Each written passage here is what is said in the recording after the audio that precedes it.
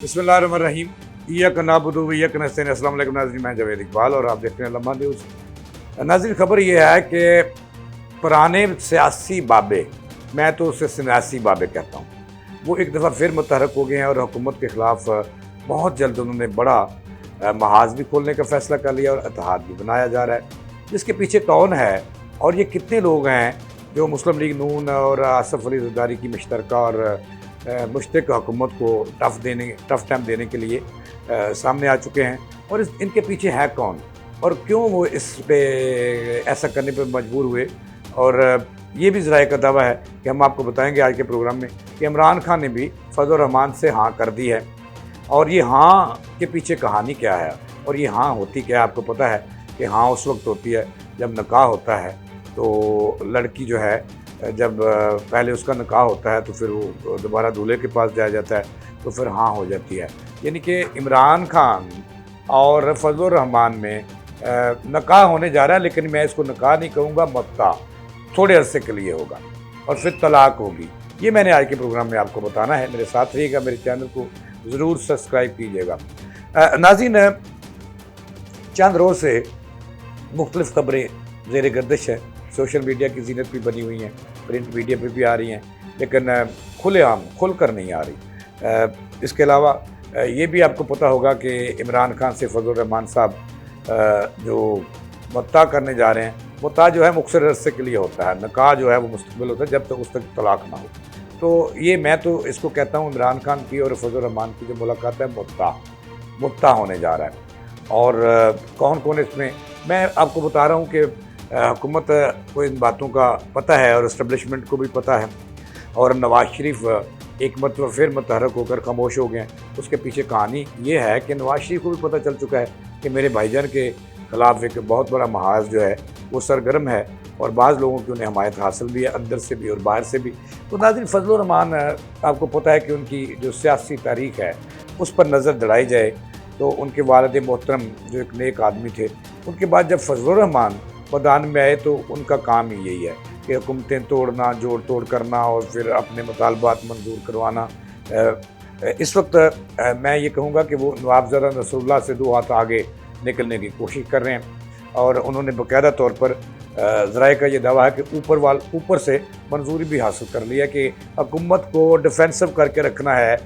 हुकूमत को नहीं, शहबाज शरीफ सारे तो मासूम आदमी हैं, उनके जो भाई हैं रायवंड में बैठे हुए जो पंजाब हुकूमत चला रहे हैं, यानी कि नवाज़ शरीफ, उनको डिफेंसिव करके रखना है और इमरान खान तक नहीं पहुंचने देना। ये सारी कहानी है। तो इमरान खान साहब से पिछले दिनों फजल रहमान साहब ने मुलाकात भी की। उससे पहले उन्होंने पीपल्स पार्टी के भी बाज़ रहनुमाओं से मुलाकातें की, PTI के लोगों से मुलाकातें की, ANP से मुलाकात की, जमायत इस्लामी जो MMA आपको याद होगा जिसमें 6-7 मजहबी जमातें थी,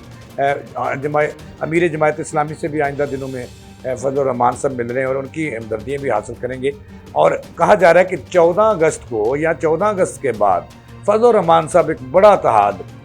जो है वो सामने ला रहे हैं, जो हुकूमत मुखालिफ इत्तेहाद है, जिसमें बाज़ राय ये भी कह रहे हैं कि पीपल्स पार्टी खामोश है,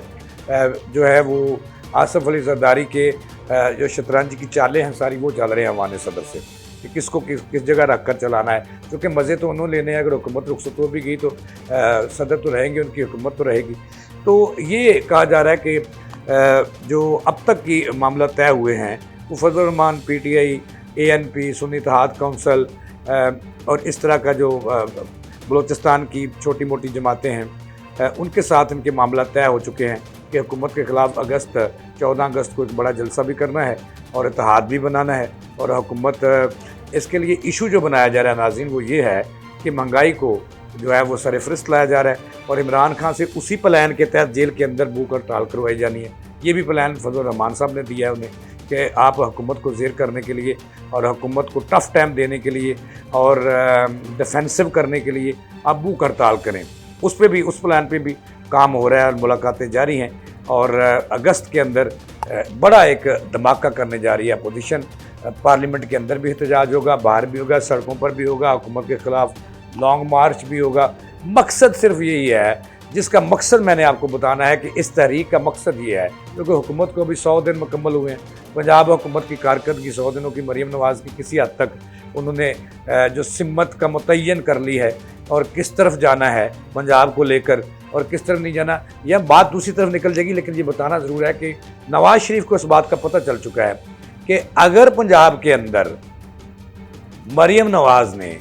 नून लीग की परसेप्शन को डेवलप ना किया तो आइंदा इलेक्शन नून लीग इससे आउट होगी, पीटीआई और पीपल्स पार्टी के दरमियान इलेक्शन होगा और फिर थोड़ी बहुत फजल रहमान की जमात या इधर उधर से 2-4 जमातें, फिर इस तरह का फार्म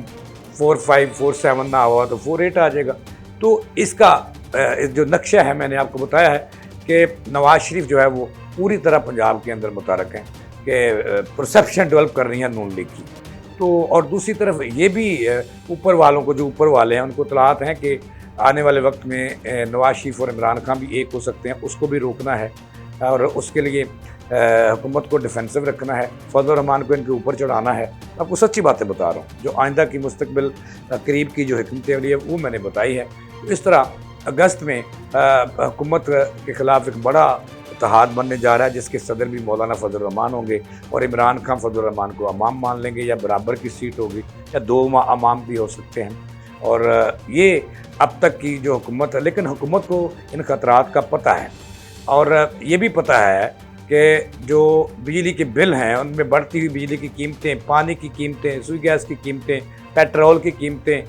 ये हुकूमत को कहीं ले न डूबें, इस पर भी काम हो रहा है कि आइंदा माह से ये तमाम कीमतें कम हों ताकि जो बड़ा महाज बनने जा रहा है उससे छुटकारा हासिल किया जा सके। लेकिन नाज़रीन, आपको पता है कि पाकिस्तान में कोई भी सियासतदान हो, कोई भी सियासी जमात हो, वो इस्टेब्लिशमेंट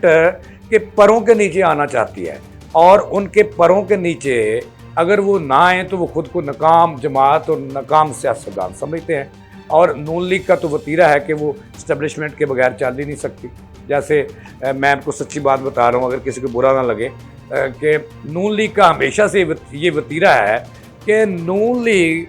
इस्टेब्लिशमेंट के बगैर, जैसे मछली पानी के बगैर नहीं रहती, उस तरह नून लीग इस्टेब्लिशमेंट की हिमायत के बगैर नहीं रहती। तो ये नाज़रीन अब तक की ताज़ा तरीन थी जो मैंने आपको बताई है कि फजल रहमान हुकूमत के ख़िलाफ़ क्या करने जा रहे हैं और ये अब तक की जो सूरत हाल मैंने आपको बताई। लेकिन हुकूमत ने भी मतबादल हिकमत अमली तैयार कर रखी है, बहुत सारे लोगों के खिलाफ मुकदमा दर्ज होने हैं आइंदा अगस्त में, वो भी फरिश्तें तैयार हो रही हैं। तो ये थी अब तक की ताज़ा तरीन। मुझे दें इजाज़त, अगला प्रोग्राम आप देख सकेंगे शहजाद मलिक के साथ, जवेद इकबाल को दें इजाज़त।